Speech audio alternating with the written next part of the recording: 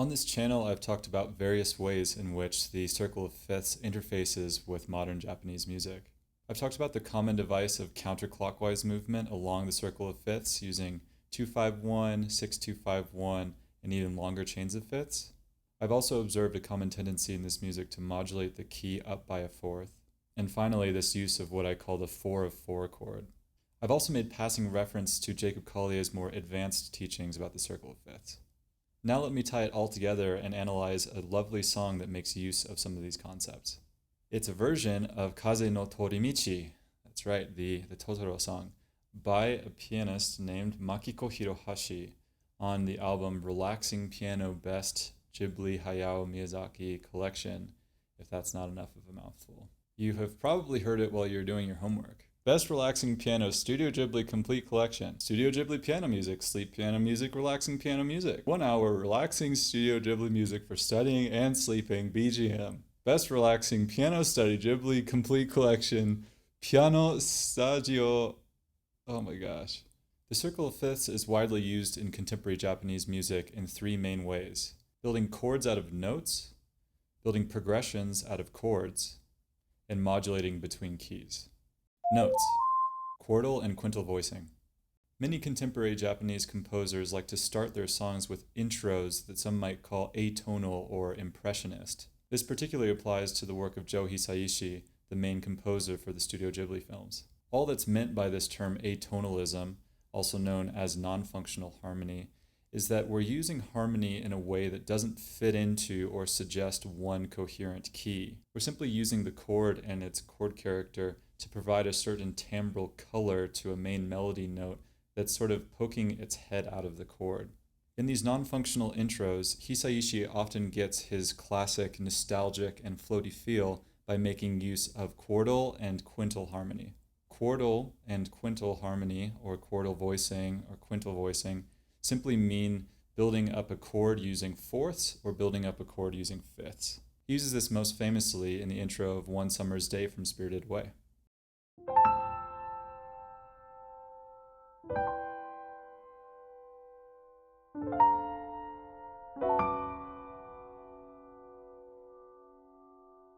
Hirohashi's rendition of Kaze no Toorimichi also makes use of some quartal and quintal voicing.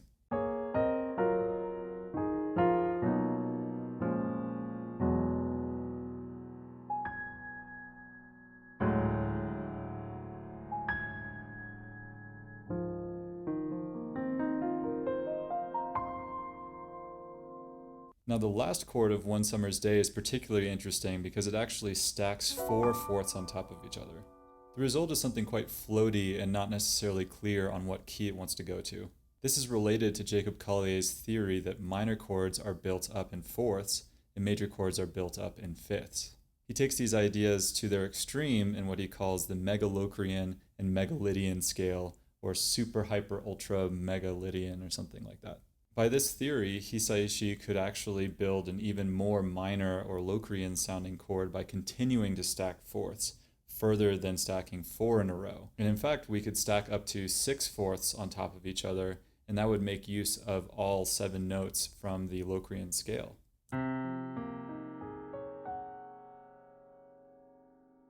Referencing B locrian, which, as I always do, stays on the white keys, this would entail going in fourths from B to F along the circle.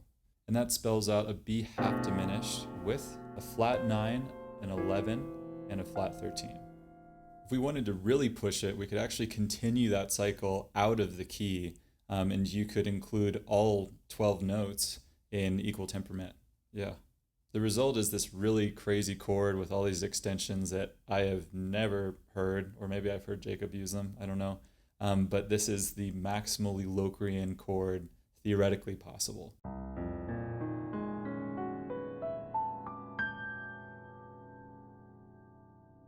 Like I said, I don't think I've ever heard that chord or anything close to that before, but it helps to illustrate the theory to take it to its most extreme place and then dial back from there to something that we actually might hear used in common music. In the earlier example, we already know that Hisaishi was stacking 4 fourths on top of each other, and we know that he could stack 6/4 on top of each other while staying in the key. And if we wanted to get a little hipper, we could add, one more fourth.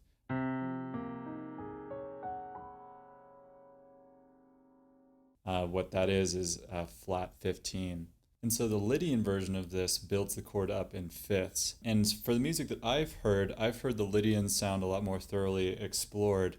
So even the chord that uses all 7 notes of the Lydian scale, which stacks 6/5 on top of each other, it doesn't sound that weird. Again, we can take this to its nth degree also and do a complete cycle around the circle of fifths that includes all 12 tones.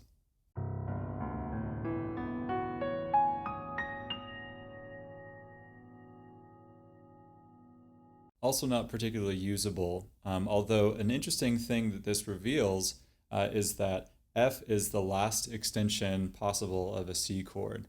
And it might give some credence to why the fourth is generally considered an avoid note in major keys in jazz, as explored by the Lydian chromatic concept. Per Jacob's theory, 4 is actually a really, really high extension of a C major chord. So I guess that's why it sounds so hip when Eric Whitacre chords are like, and like, and like.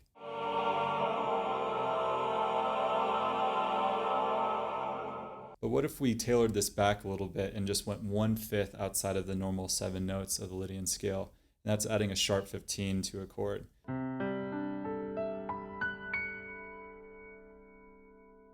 And you can see how excited Jacob gets about this extension in some of these I Harmonize You videos. And he like notates it every time, like, oh, sharp 15.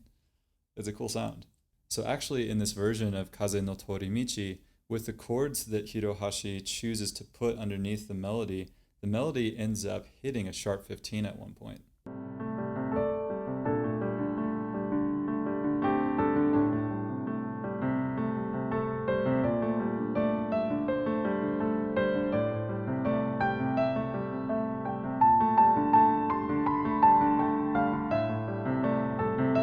It's a pretty dissonant note to my ear at least, but it's kind of used as a passing tone and doesn't really stick out for very long and helps this piece still be, relaxing. Studio Ghibli piano music, sleep piano music, relaxing piano music. Chords, perfect and plagal cadences. I've talked about it before, but basically to recap, 2/5-1s are all over modern Japanese music, and occasionally you can find examples of 6/2/5-1s, 3/6/2/5-1s, and even longer chains of fifths.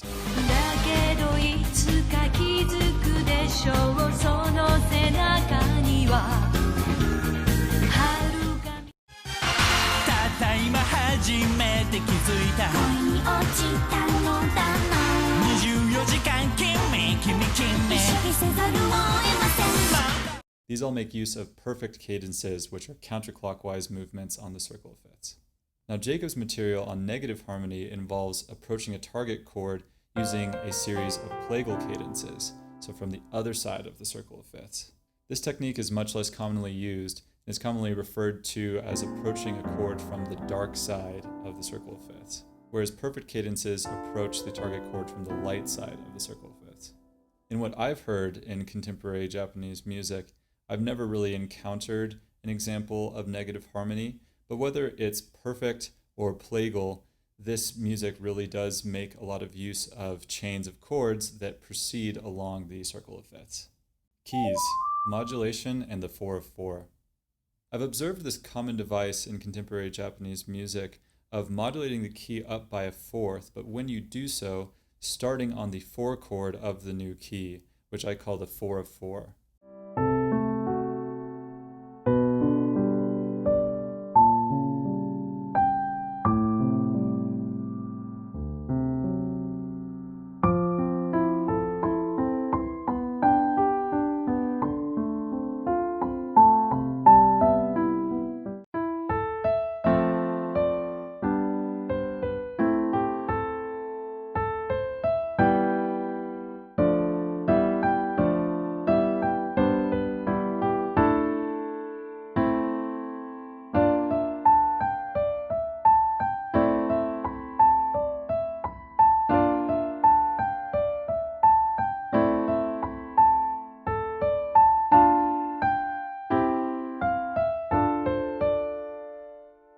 And it's even used in song endings sometimes to end the song on kind of a mysterious note.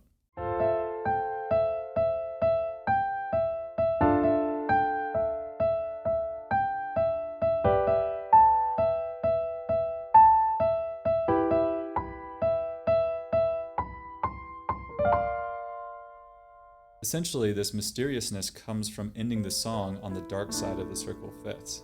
Now, key modulation is actually really relevant to this version of Kaze no Toorimichi as well. Let's return again to this first statement of the main melody and just note how floaty and ambiguous it sort of sounds.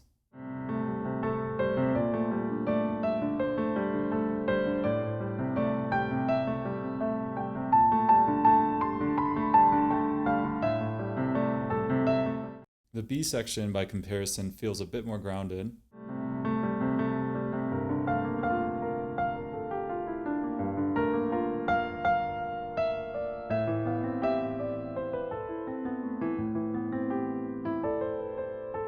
But when the melody is restated against new harmony at the end of the song, there's much more of a sense of arriving at home. There's much more of a sense of comfort there.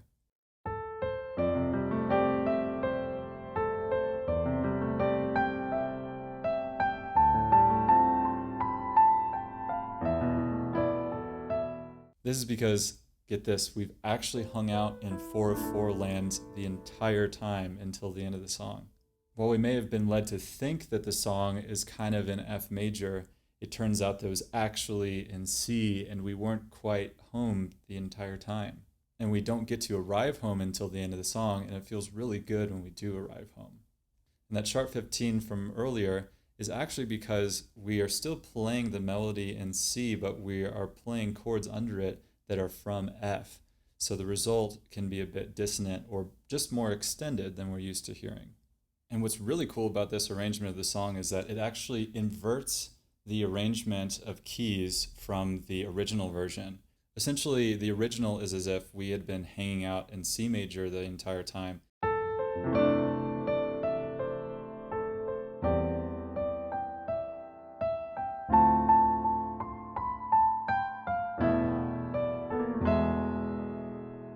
And then we modulate to F major at the end for this very dramatic use of the 4/4.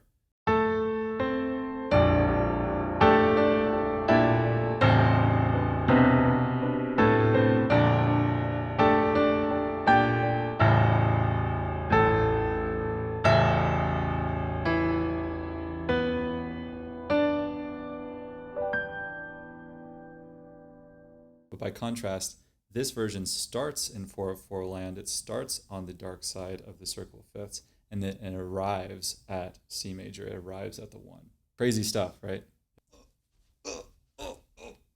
So as an extension of these ideas surrounding the 4/4, I've actually explored in my own writing with this idea of moving into the dark side of the circle of fifths using perfect movement.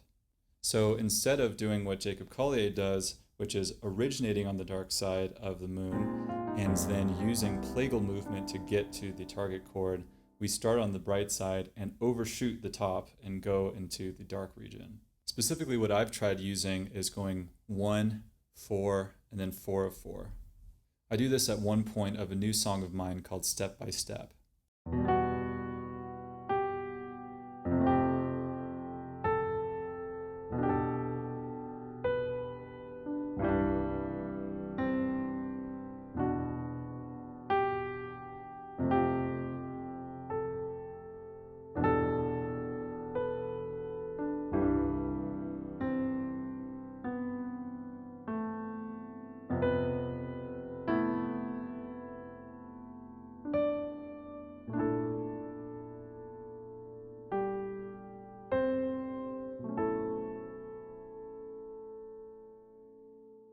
So there you have it. That's what I've got for you today. I hope you found that interesting and useful.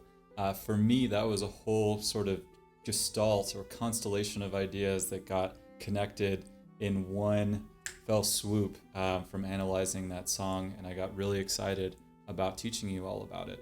So hope that was cool for you. Some stuff while I have you here, a couple things. I'll be announcing it on this channel, but I did a session with a string quartet, like a socially distanced COVID version. And I'll be releasing some performance videos of material of mine. So that'll be really fun. And I also still have a video or two left to squeeze out of all of that Zelda material. So a lot of more stuff is coming your way there. And since I've made it, this Discord has grown into a really cool, tight-knit community that we share songs that we're working on, songs that we're interested in, all sorts of cool stuff. So please, if this interests you, come join us. It is actually, a really supportive and cool community. So please come join us there. But until next time, じゃあね.